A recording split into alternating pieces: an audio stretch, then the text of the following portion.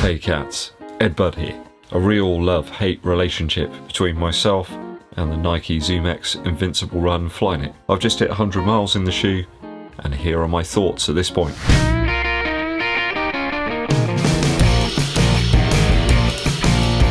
So 100 miles down in the Nike ZoomX Invincible Run Flyknit. How has the shoe held up over my regular routes and the typical terrains? Let's dive in. So this is a shoe that I did purchase with my own Earth credits, no freebies here. I found the shoe has improved a little bit with some of the customizations that I've made to it. The laces have been replaced with much thinner and shorter ones. Really did achieve a much better lockdown with those thinner laces. Didn't need such a big bulbous knot there with those much thicker ones. These are much better. I think these are actually out of my original New Balance Fuel Cell Rebels. I also removed the inner reflective pieces of both of the shoes, close to the big toes there. I got some really bad blisters there on a long run towards middle of February, I think it was, and those hard reflective pieces did seem to be partly to blame. Silly inclusions which are aesthetic in nature, and of course countless runners and viewers to send the shoe back very quickly after receiving it. Only meagre numbers of miles some of you got in these before you sent them straight back to Nike. I did also replace the insoles, the real thin ones that came with the shoe, with some out of a pair of Pegasus 35s actually. Much thicker sort of Spenco style ones, and they seem to work much better in the shoe. It wasn't so wallowy with those insoles. I don't know what wallowy means, kind of like a whale that's beached, I suppose. You do lose a bit of the ground feel, but there wasn't an awful lot anyway. Sock choice has proved vital for me to get the best out of the shoe. I found that a less thick and more clinging sock appeared to work the best for me. I gotta say, after 100 miles, the upper here is just vastly over padded. You just don't need all of this here. I've no idea why they've chosen to include it. The upper just seems to be an afterthought. They just threw anything on top of the midsole and outsole. Or maybe it's an aesthetic decision. I can't really believe that anybody chose this over perhaps another option. It's not the best looking upper, and it really doesn't work that well. Nobody can tell me that the upper of this shoe's been designed with performance running in mind, and my view hasn't changed over 100 miles in the shoe. After 100 miles, and considering all the things that I've had to change about the upper to make it work for me, you know, choosing specific socks and things like that, I mean, £160 for that. I'm going to give it a 1.5 out of 3 for upper.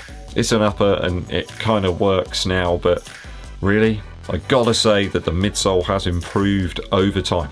At the start I found it overly squishy and quite unstable with zero arch support. It has become a slightly more controlled beast now, or maybe I've just learnt to run in it, I'm not sure. It's one of the two. But I have to say I do quite enjoy it over a relatively broad range of paces now. So easy recovery efforts for me, around about 8 minutes 30 through to about 8 minutes 15 per mile. Right up to some more steady efforts around 7 minutes 30 per mile. I'm not sure that anybody's going to really relish running in this energy sponge at faster paces, but each their own. You know, some people might really enjoy that.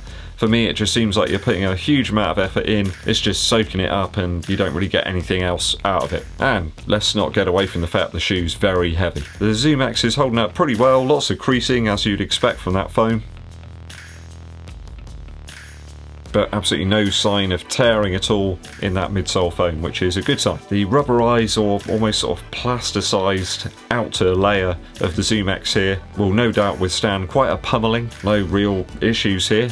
Relatively enjoyable for recovery speeds, I suppose. I just wish that the midsole was attached to a different upper. It has enabled me to get out and run on some days where the legs felt rather vanquished, and give me further impetus to continue that run streak that I'm on. I think we're at day 132 now.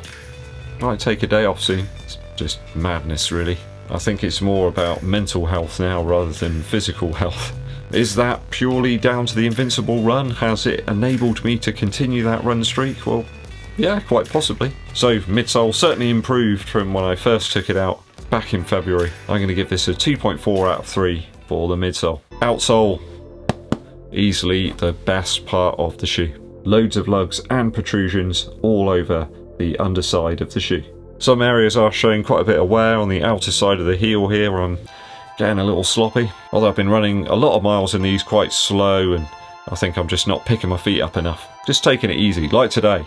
Got up super early, 8 miles, it was chilly.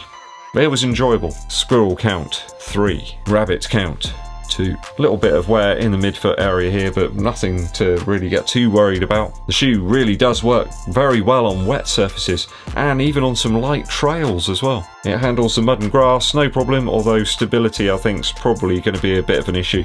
ZoomX I can't see translating that well into a trail shoe. I think that the outsole is certainly going to hold up well over time. There's very little here to go badly wrong, in fact, in the outsole. And I think if your toes can take it, then you could easily get 300 miles out of this one.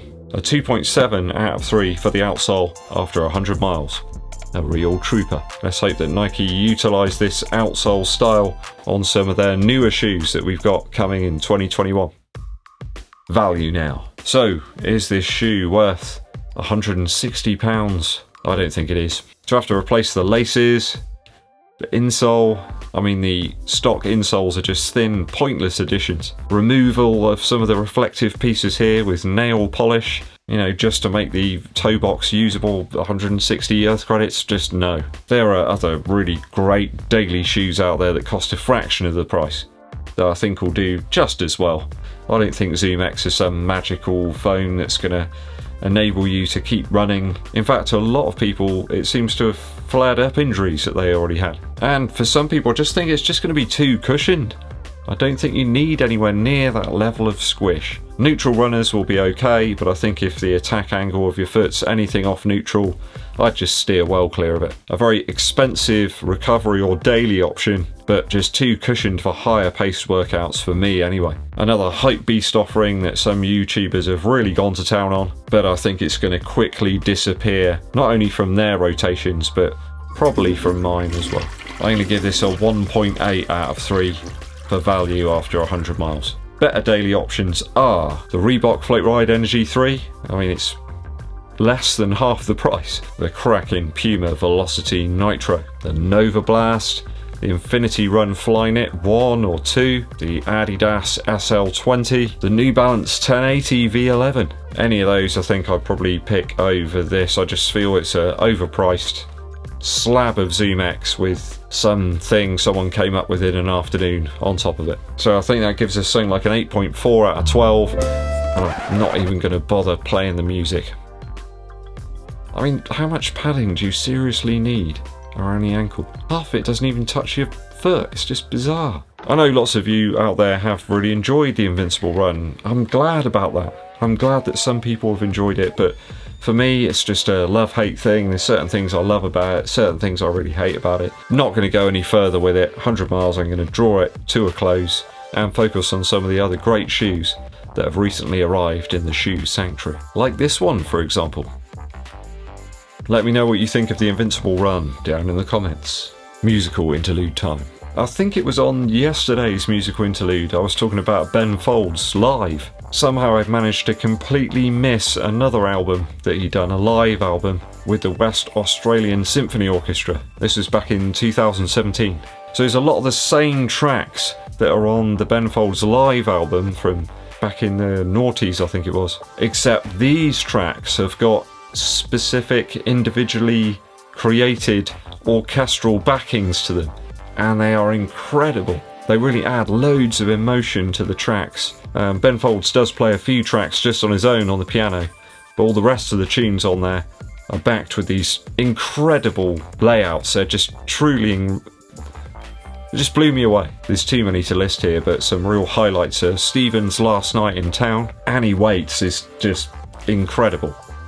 These massive crescendos, huge orchestral blasts, and the version of The Luckiest at the end is just one of the best versions.